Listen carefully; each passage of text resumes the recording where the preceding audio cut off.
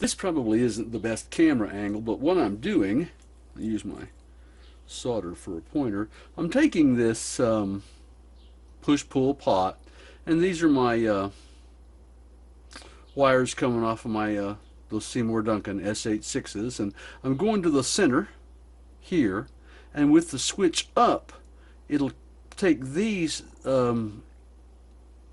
center wires out of the humbucker and short them straight out to this ground wire that I'm going to hook up to ground. And then of course this will be configured like a regular volume pot. In fact, it will be hooked up exactly like the volume pot that I'm replacing with it. Um, I'm waiting on the soldering iron to heat up, and I don't know if I'm going to. I don't know if I'm going to video the soldering process or not, because truthfully,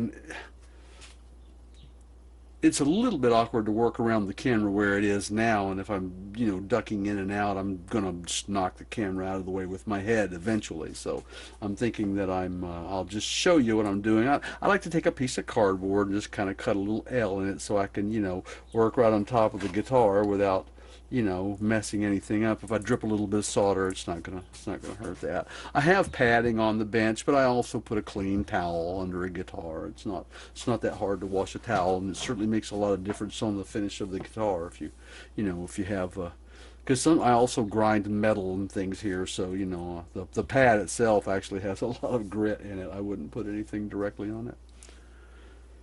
But anyway, we can see if my soldering iron is. Yep, I knew I was going to do that. Okay, so what do we? Let's look. Let's see what we have here. Oh, okay. Let's put on the little reading glasses and see if we can't get some soldering done. Okay, now I know that you should pretend these. I do know that.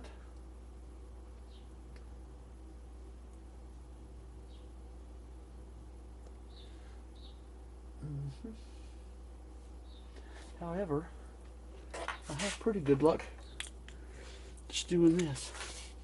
And when I'm in a hurry, or when I didn't think about it,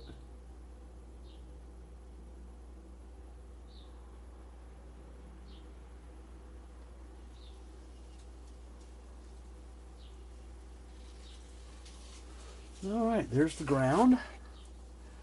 Come on, speed that up a little bit.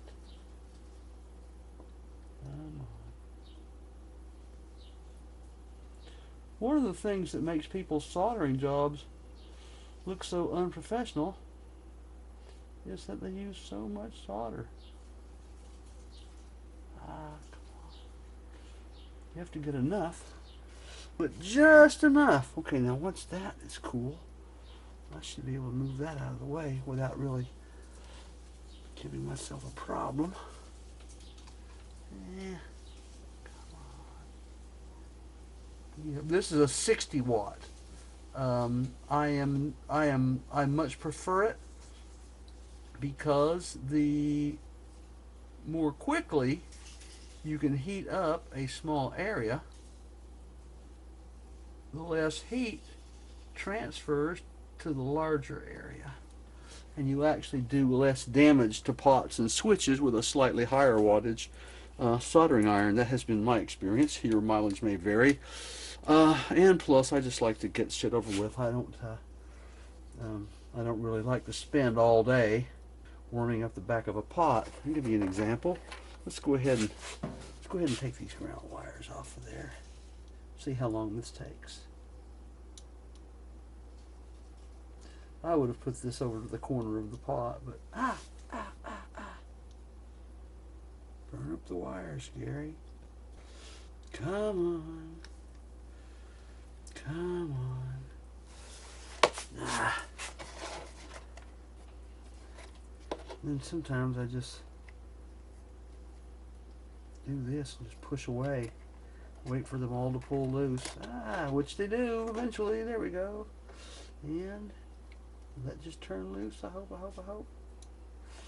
Okay, wait. Before it does, let's make sure I remember which one's going which way. Okay, the one that goes to, let's see, output. I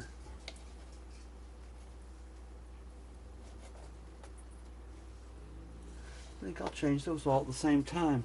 This is going to be a time-consuming process that you probably aren't going to want to watch, but in any case, um, this is what I'm doing now, and I'll hopefully, once I get this through, I really should have this guitar ready to roll. There is maybe an issue with the output jack, and it's one of those long threaded ones. So if I can't fix it, I'll have to make another run to the guitar store, which I might barely have time to do.